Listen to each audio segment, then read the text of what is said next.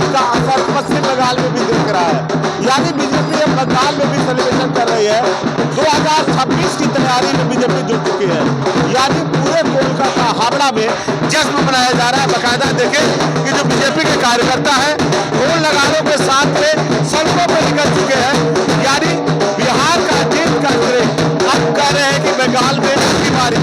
यानी देखिए यहाँ पे जिस तरह से पटाखे बजाए जा रहे हैं, ढोल नगाड़े बजाए जा रहे हैं, एक दूसरे को मिठाइयाँ खिलाए जा रहे हैं और वाकई नजारा देखते बन रहा है। क्या कहेंगे बिहार में जिस तरह से एनडीए की सरकार बन रही है, एनडीए जबरदस्त जीत की तरफ बढ़ा है, 2026 में बंगाल में है, कैसी तैयारी रहेगी आप लोगों की? पूरे भारतवर्ष की जनता ने नरेंद्र मोदी के विकास के मॉडल को पसंद किया है, स्वीकार किया है।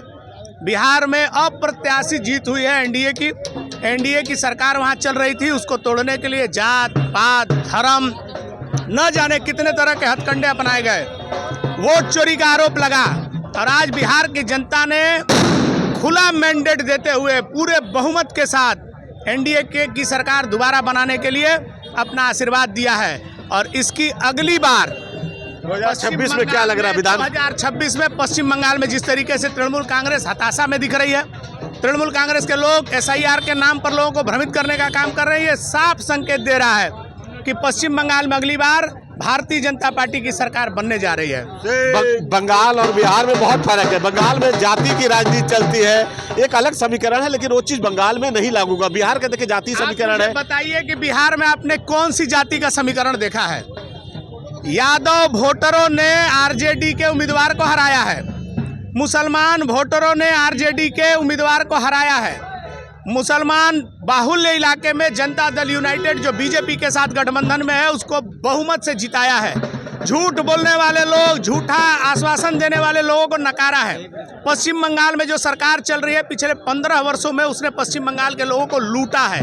भ्रष्टाचार, हत्या, लॉ एंड ऑर्डर, पश्चिम बंगाल में शिक्षकों की भर्ती की घोटाला, ऐसे हजारों कारण हैं जिसके कारण तृणमूल कांग्रेस को यहाँ की जनता नकारेगी और पश्चिम बंगाल में भी विकास की धारा जन जन तक जाए, इसके लिए नरेंद्र मोदी के नेतृत्व में पश्चिम बंगाल में बीजेपी की सरकार बनेगी। दीदी कह रही है कि एसआईआर आप लोग ला रहे हैं, जबरन यहाँ पे जो लोग हैं उनका वोट काट रहे हैं। एसआईआर भारतीय जनता पार्टी नहीं लाई है, एसआईआर तो चुनाव आयोग लाया है। और दीदी भूल गई क्या, 2002 में एसआईआर हुआ था, वो दीदी को नहीं पता है।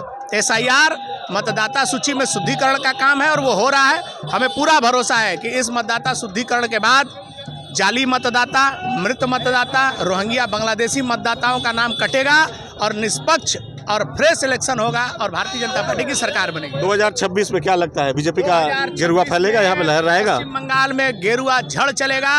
2026 में पश्चिम बंगाल में भारतीय जनता पार्टी की सरकार बनेगी। वाकई देखिए ये यहाँ का ये नज़ारा है, चारों तरफ ढोल नगाड़े बज रहे हैं। जो बीजेपी के कार्यकर्ता है सबको भी निकल चुके हैं। किस तरह से देखिए ये सेलिब्रेशन हो रहा है, एक दूसरे को मिठाइयाँ खिला रहे हैं। वाकई नज़ारा देखते ही बन रहा है।